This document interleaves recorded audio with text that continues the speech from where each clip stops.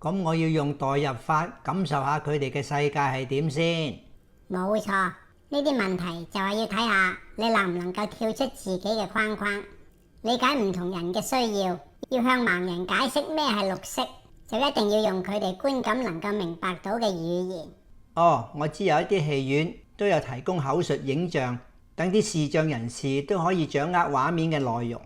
係啊，呢種口述影像 audio description 係影視翻譯，即 audio visual translation 嘅一種。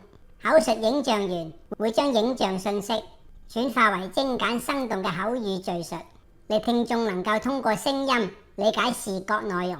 咁你試下描述綠色嘅特質同感覺。食菜啊，健康食物。可唔可以聯繫到大自然啊？綠色似踏喺青草地，綠油油軟綿綿，好似去咗郊遊咁。唔錯，綠色有冇氣味聯想啊？有啊，青草味。可唔可以正面啲呢？綠色嘅植物散發出清新嘅氣息，好似啱啱落完雨嘅樹林咁。好，咁而家翻譯埋英文嚟聽下。